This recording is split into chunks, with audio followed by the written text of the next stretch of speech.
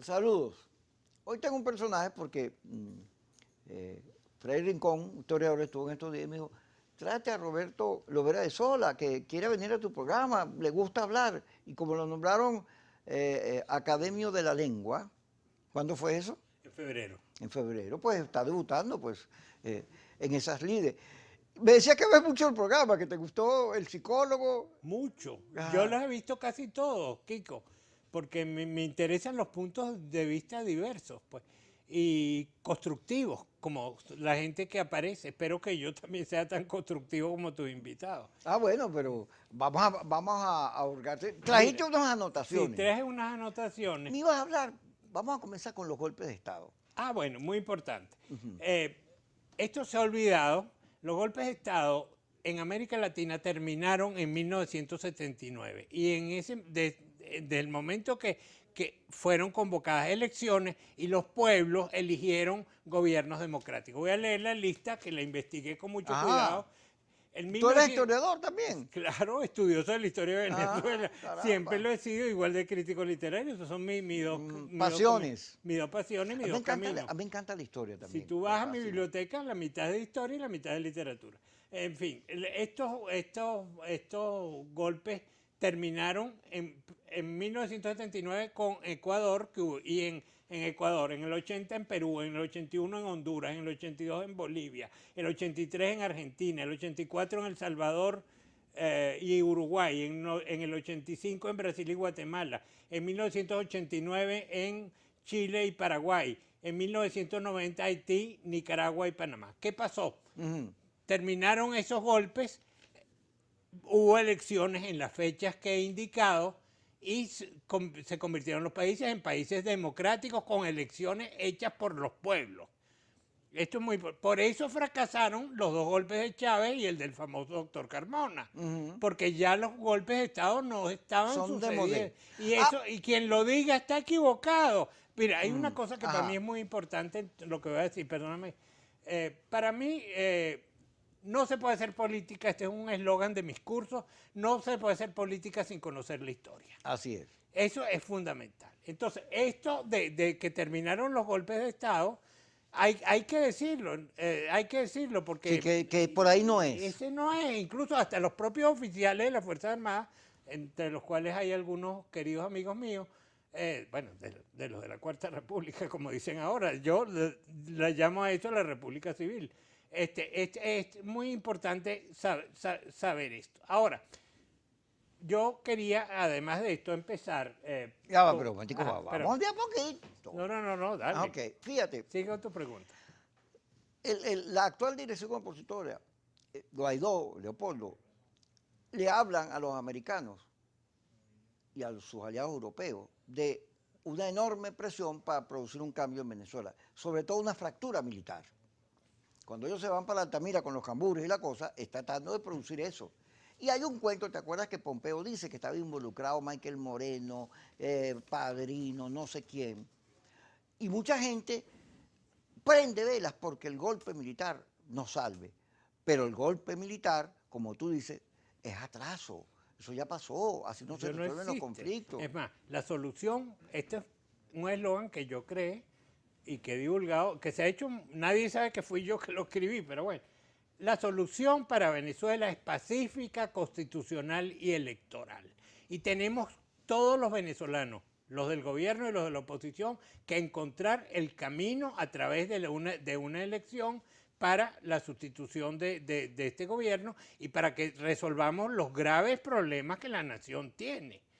Esto para mí es muy importante. Cuando la gente te dice, no, yo no, está porque me roban el voto, no, está porque me hacen trampa. Mira, yo te voy a decir una cosa. Yo puedo hablar de la elección donde ganó Maduro. Hay que decir, la oposición eligió a Maduro, la gente que votó por Maduro, sino porque todos los votos que dejaron de darse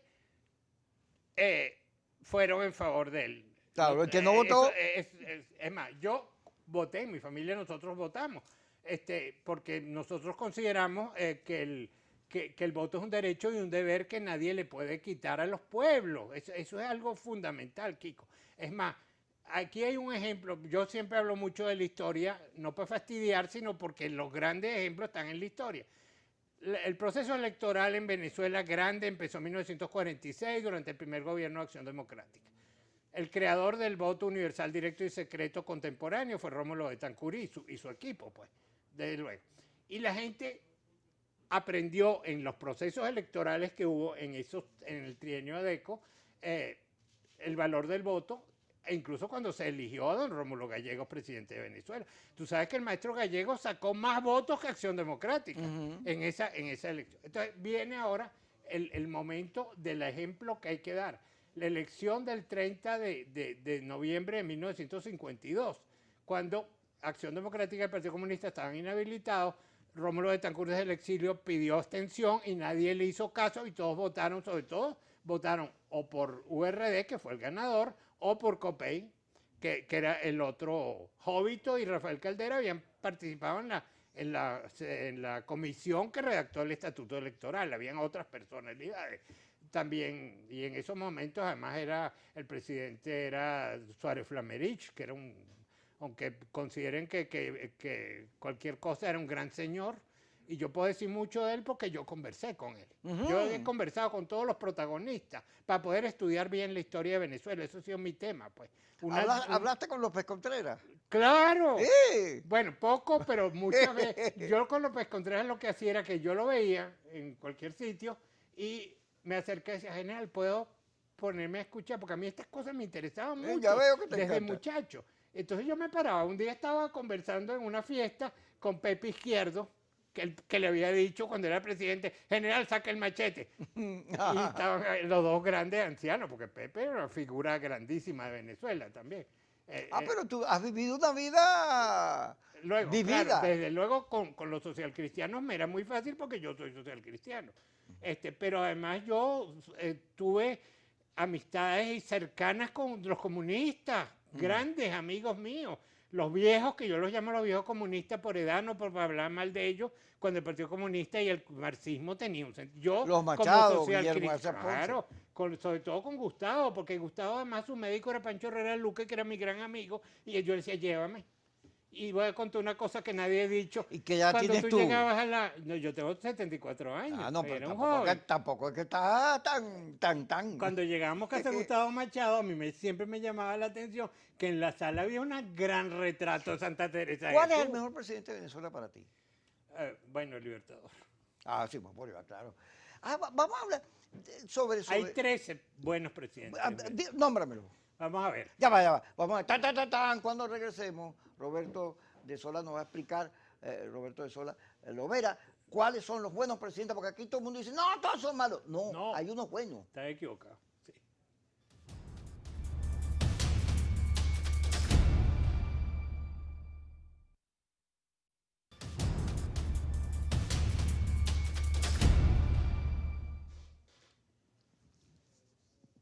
Roberto Lovera de Sola está con nosotros y está hablando de todo un poco. Y como él es un apasionado de la literatura, de las letras y de la historia, nos iba a decir que hay unos presidentes buenos, porque aquí todo el mundo dice, no, todos son malos. No, dicen que Medina andaba sin escoltas.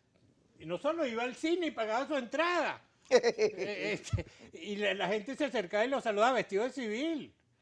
Por ejemplo, por eso es que se ha dicho mucho de los venezolanos medinistas, que son esos respetuosos, tolerantes. Ahora, ¿quiénes son? ¿Quiénes son los buenos? A mí, desde luego, primero el Libertador, pero después Páez, sin duda alguna. A pesar de que le decían el usurpador.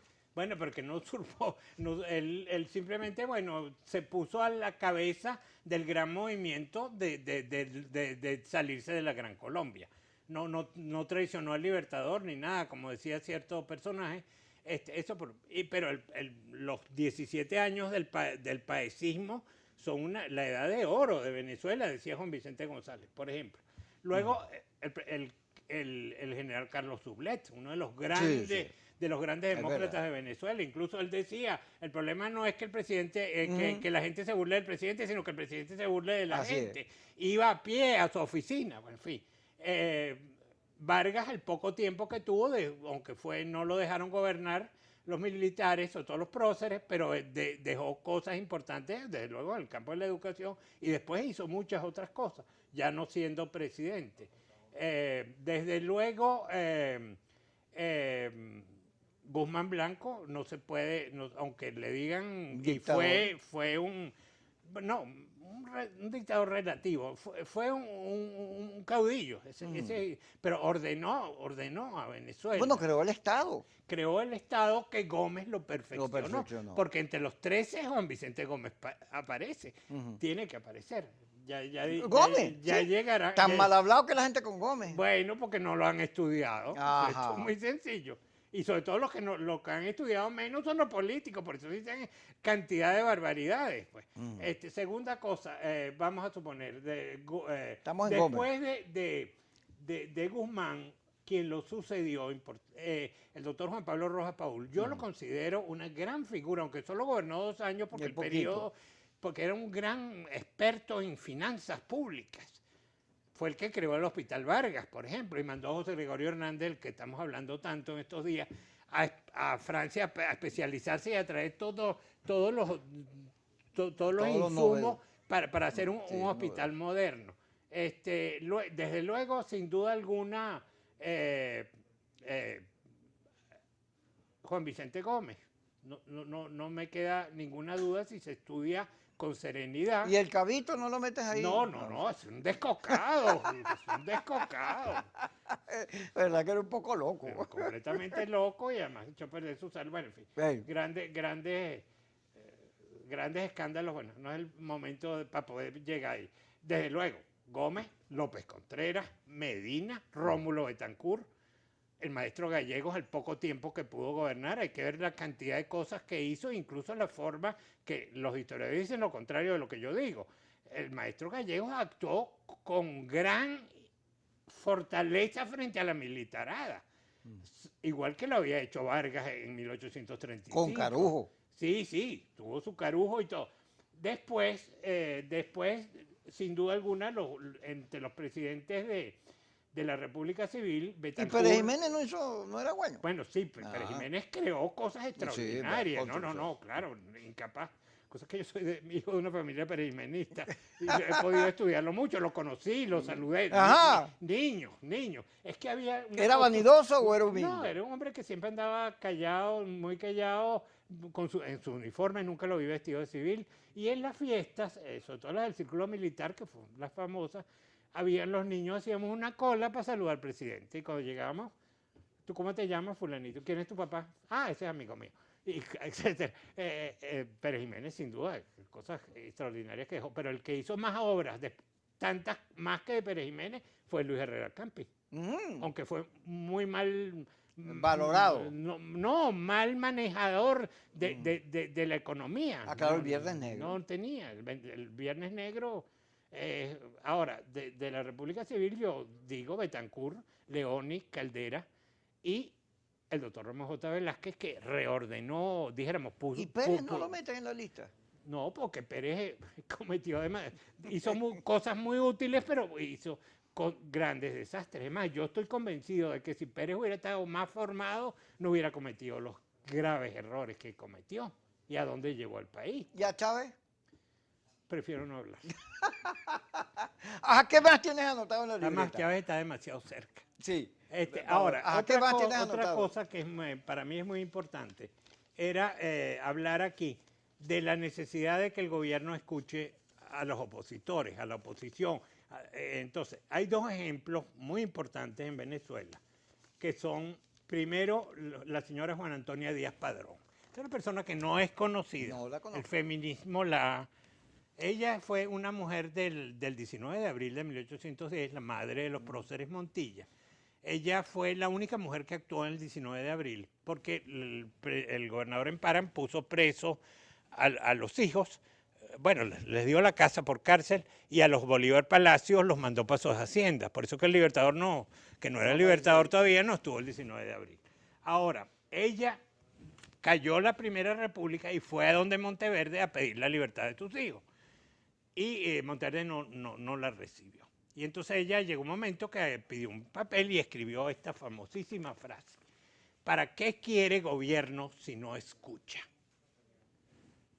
Obligación del mandatario es escuchar al pueblo. Este es Juan Antonio Díaz Padrón. El segundo es solo es un párrafo, y no muy largo, pero desde luego, el Libertador, a Páez, insistiéndole en que tenía obligación de escuchar al opositor. Oigan lo que dijo el Libertador. Yo lo leí aquí cuando Vladimir me invitó, cosa que estoy muy agradecido y que se lo agradezco por segunda vez. Dice el Libertador: yo sabía que no debían agradarle a usted las observaciones que le hice. Tampoco me agradan a mí, y esta fue la razón por que no las había hecho antes. Pero al fin, el que gobierna una gran familia tiene que pasar por todo, sea agradable o no.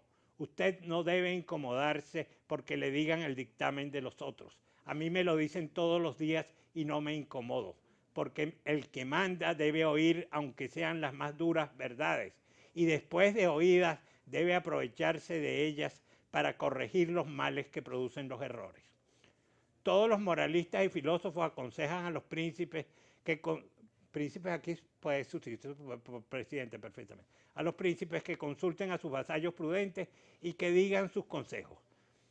¿Con cuánta más razón no será indispensable hacer en un gobierno democrático, en que la voluntad del pueblo coloca a sus jefes a la cabeza para que le hagan el mayor bien posible y no le hagan el menor mal? Un pueblo soberano, ha dicho Montesquieu, es un caballo indómito que muy pronto derriba a su jinete.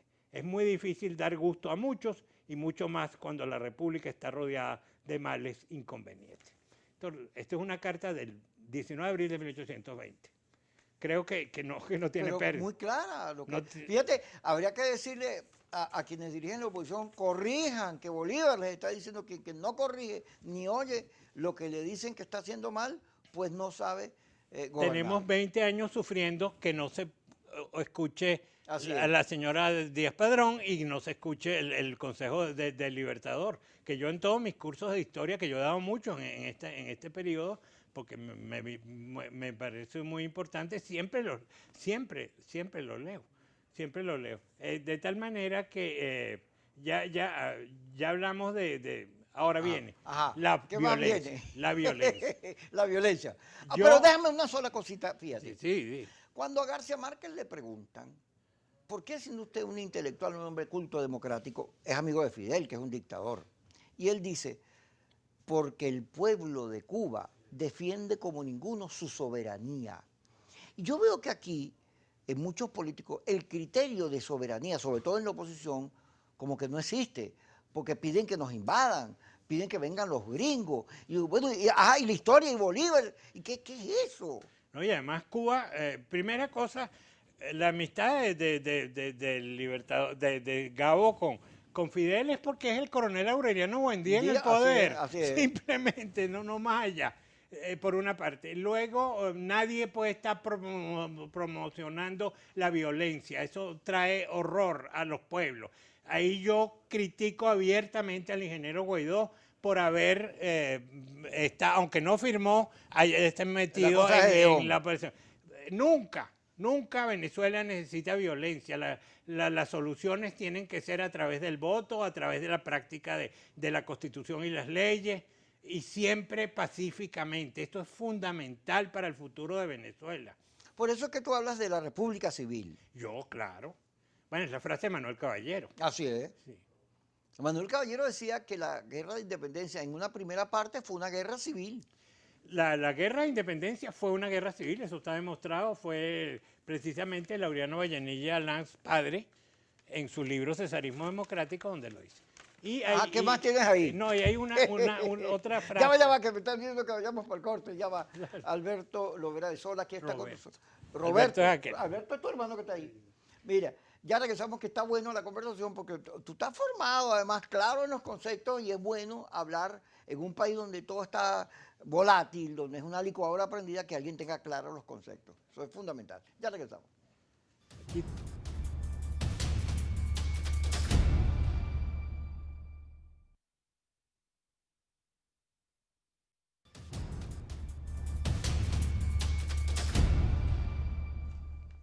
Seguimos con Roberto Lovera de Sola. Alberto está por aquí. Alberto Lovera no tenía nada que ver con ustedes. No. Ok. Porque me vino a la Desde el cabeza. punto de vista de la acción de familia. las feministas venezolanas, mi mamá y la viuda de Alberto Lovera sí fueron muy amigas, grandes María amigas. del Sol. Ok. Ya que te estás metiendo en estas reflexiones, que además comparto, me parece, el que estudie la historia llega a la misma conclusión que tú. Sobre la negación de la violencia y el planteamiento civil. Somos civiles. Sí, somos civiles. Además, a mí me pasó, por ejemplo, cuando el comandante Chávez fue candidato, que varias personas vinieron a pedirme que yo votara por él. Yo les dije muy claro, yo no voto por un militar. No tengo nada, en aquel momento no tengo nada contra él, pero yo voto por un civil, porque a los civiles nos costó mucho trabajo llegar a la presidencia. Prácticamente el primer gobernante civil que tuvo Venezuela elegido fue el maestro Gallego. Aunque había sido elegido también Manuel Felipe Tovar en el siglo XIX, cuando se instauró el voto universal directo y secreto, pero duró plena guerra federal, duró muy poco y renunció, pero fue elegido, pues. Pero el maestro Gallego, además, insisto, sacó más votos él que Acción Democrática. Se busca el diccionario de historia de Venezuela, donde en la entrada de elecciones, donde están todos los cómputos. Ahora bien, la importancia de la historia, yo siempre insisto en leer estas 2 o 3 líneas del maestro Germán Carrera Dama. Tengo una gran amistad con él hasta el punto que me haya prohibido que le diga usted maestro, doctor, solo lo puedo llamar Germán. Germán escribió... Aurosa estudió contigo. Sí. Y cuando están en privado, tú mismo me dijiste que lo tratas de amigo. Claro, mi gran amigo. Entonces, dice Germán Carrera en uno de sus libros, que se llama Aviso a los historiadores críticos, esta famosa frase: pueblo que ignora su historia se extravía, y pueblo que no honra su historia descubre su flaqueza moral, no menos que su desnudez espiritual. Buena frase. Esta es maravillosa, es la importancia que tiene el estudio de la historia. Y es muy importante que los políticos estudien historia. Si no, cometen errores, vuelven a cometer los mismos errores, a repetirlos. E incluso esa idea falsa que muchos repiten, que la historia se repite, eso es falso, la historia no se repite. No. Solamente hay momentos que hay algunos paralelismos entre un hecho y otro. Pero los tiempos siempre son distintos. Siempre. Mira, pero Freddy Rincón, historiador también, aquí que estuvo aquí con nosotros, que comparte esta pasión por la historia, decía que lo primero que hizo Betancourt fue aprenderse la historia de Venezuela. Claro, mira, es muy importante. Betancourt tenía ciertos rudimentos de marxismo cuando llegó a Costa Rica. Y se puso a estudiar y leyó los 15 tomos de la historia de González Guinán. Ahí la teoría de que nadie puede ser presidente de Venezuela sin haber leído los 15 tomos. 14, por 15 son los índices. Que es una historia del siglo XIX escrita desde el ángulo guzmancista, por esa gran figura del guzmancismo que es el doctor González Guinán, gran historiador. Porque Guzmán era sobre todo bolivariano. Sí, bolivariano y guzmancista. Y él mismo, pues. Por encima, y vivió mucho, murió en 1932. Es muy importante saber eso. Eso le permitió darse cuenta que el marxismo estaba equivocado, que eso no se podía aplicar en Venezuela, y fraguó la idea del partido, que es lo que se propone el año 31 en el manifiesto de Barranquilla, que tiene elementos marxistas, sin duda, en el análisis que él hace de la realidad venezolana. Bueno, porque Betancourt era un hombre formado. Muy formado, además. Entonces, fíjate que él hablaba de policlasismo, porque esa Venezuela, la que le tocó vivir ahí, era agraria, estaba en el proceso de formación de los centros urbanos, claro. no era llena de proletariado y esas cosas que decía el marxismo. No. Y él se lo dio. Después siempre estaban fastidiándolo y endilgando. Quien sí tuvo mucha influencia en Rómulo fue Trotsky, cosa que no se dice. Él leyó mucho a Trotsky, que era el gran disidente gran jefe de la Revolución Rusa, pues. Ahorita hay una serie en Netflix de la vida de Trotsky, que es una maravilla, bien documentadita. Hay muy buenos libros también, excelentes, de tal manera que es así. Bueno, Trotsky tuvo algo con Frida Kahlo. Sí, Sí, y Frida Kahlo bueno, estaba tostada. algo más que fueron amantes, sí, claro. Es más, él la dejó porque Natalia, su esposa, le protestó. Y entonces por eso es ese diálogo en la película maravillosa con su Ajá, marido. Dice, ajá, sí, porque él quiere a su mujer. así es. Que le dice, me has destrozado el corazón. Y Trotsky es una enseñanza, fíjate, a Trotsky Stalin, quien al final es el que termina mandándolo a matar, lo saca de las fotos de la revolución. Saca todo, a todos los que le... Y eso es lo que produce, aquí tenemos un gran libro escrito por Antonio García Ponce, el suicidio de su esposa. Ujú. El libro que bellamente escrito, el libro de Antonio, escrito, yo siempre he estado intentando ver quién logro que lo traduzcan al inglés para que eso circule internacionalmente, porque yo creo que nadie conoce ese periodo de la Revolución Rusa mejor que Antonio García Ponce. Bueno, porque él era estalinista. Sí, fue. Fue, Hoy en día él dice que es ex médico, ex comunista y ex marido. Está escrito en la tapa de su libro. Mira, Es un gran amigo mío. volviendo, Gran. volviendo a la Venezuela de hoy, este es un momento difícil, muy difícil, porque en la confrontación el país se ha arruinado. No hay gas, no hay luz, la gente vive mal, no hay perspectiva de desarrollo. Los no hay venezolanos estamos destino. sufriendo. Sí, además no pareciera haber un momento que uno dice, vamos a recuperar ni siquiera lo que teníamos. No, el futuro es muy complicado, pero hay que poner las bases. Y yo le pido al gobierno que llame a gente con respeto, gente de la oposición, gente de ellos, que se sienten en una mesa llena de respeto para encontrar un camino y una salida. Vamos a ir al corte y cuando regresemos seguimos con Roberto Lovera de Sola, aquí en su programa Kikosis por Globovisión.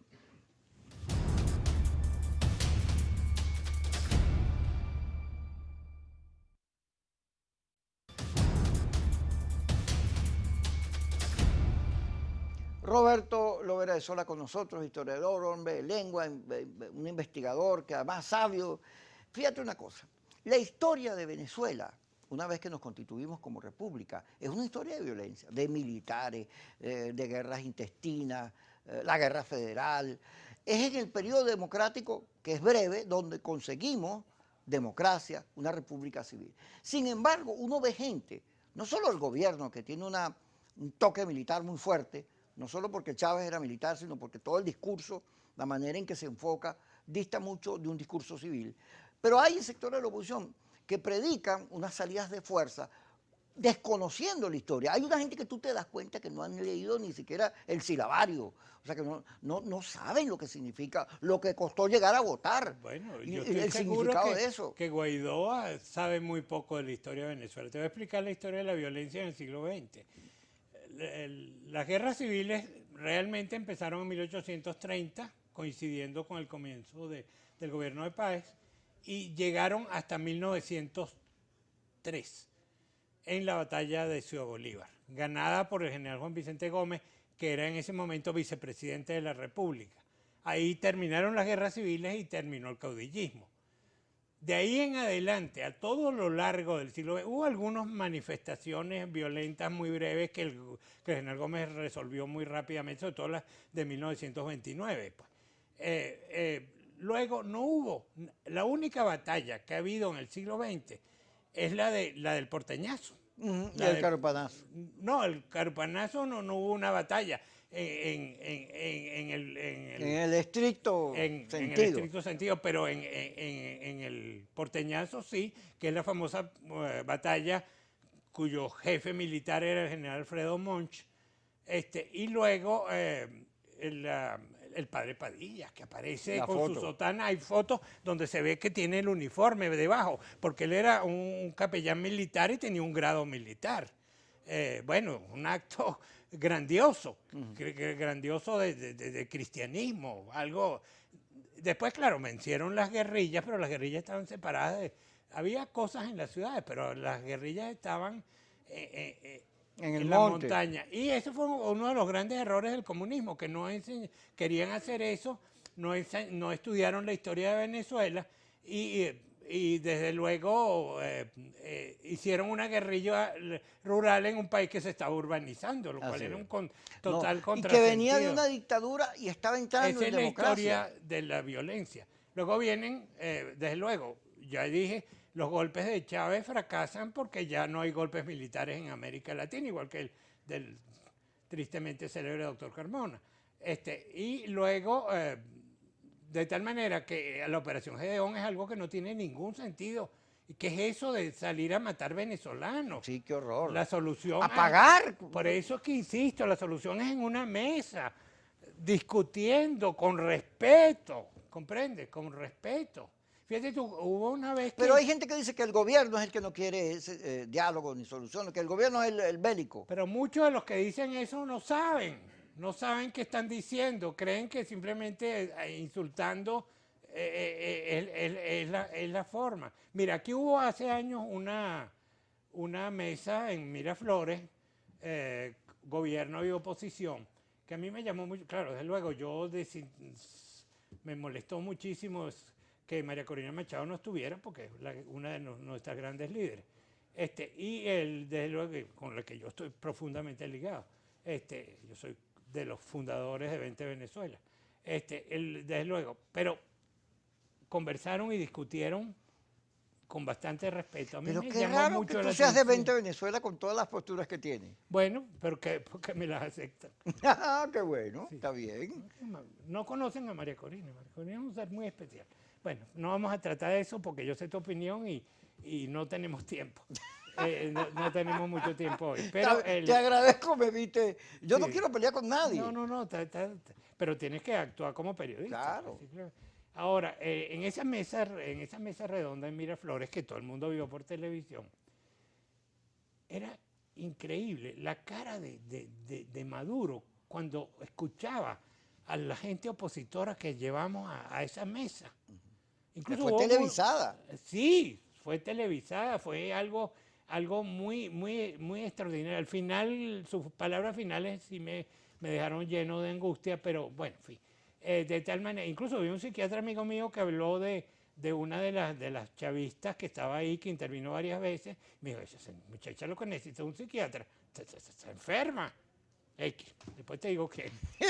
De tal manera que, y yo comprendí que este psiquiatra amigo mío tenía razón, pues.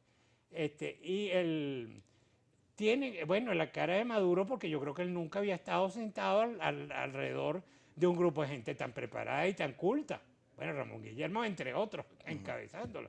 Mucha gente descubrió el gobernador de Amazonas, Guarulla. un gran amigo mío, de hace muchísimos años. Incluso yo estaba allá. Tú eres amiguero, tú eres amigo muy gentío. Yo sí, y los políticos. Yo vi a Guarulla cuando era director de Cultura del Estado, que me invitó a dar unos cursos de literatura venezolana allá en Puerto Ayacucho. Bueno, en fin.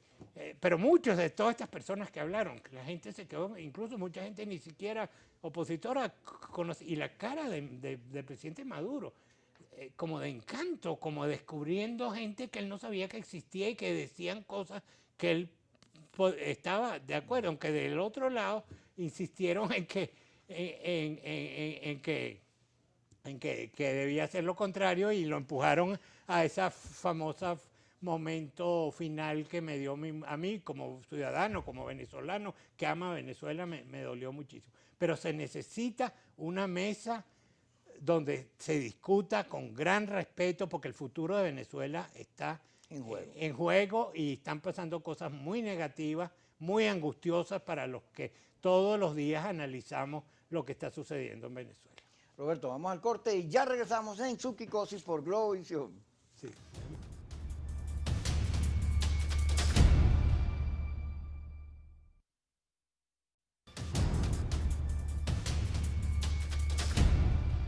Conversando con Roberto Lovera de Sola muy amablemente, y además me gusta el tono que le pone. Pero hay una cosa, fíjate. Bolívar tuvo que no solo fusilar a Piar, sino enfrentar numerosas conspiraciones. Santiago Mariño era un conspirador permanente, lo manda a Pave a hablar con Monaga y se cuadra con Monaga. Lo puso durante la independencia en 3 y 2 con el fusilamiento de Piar. Ah, sí, y entonces Mariño bajo la No cabeza. somos los venezolanos intrigantes, no, nos cuesta como reconocer el Bueno, poder o a Mariño los además demás. no tenía la formación intelectual del Libertador. No. Para nada. Pero la guerra de independencia está llena de deslealtades. O sea, Sí, ¿cómo no está de Urdaneta? algunas, de unas cuantas, no todas, porque hubo cosas muy significativas que son las que han trascendido a la historia, pues. De tal manera que tú sabes que Bolívar es uno de mis temas intelectuales, pues he escrito 3 o 4 libros. Acabo de aprovechar el coronavirus para escribir un libro sobre el Libertador, como un pequeño Ahora, libro fíjate, que lo van a publicar en Valencia, una cuando página Chávez web. agarra a Bolívar, hay gente que en la oposición cree que Bolívar era comunista, socialista. Digo, Dios mío, por Dios. Pero es que fue un man blanco. No fue No, socialista. si en esa época no Yo había nada de eso. revisé en una oportunidad cuando dijeron que era socialista. En las cartas del Libertador no hay ninguna mención al socialismo utópico, que era el que correspondía que a su había. época. Que estaba comenzó en 1828, o sea, los dos últimos, ya en esos años ya el Libertador estaba muy enfermo, pues.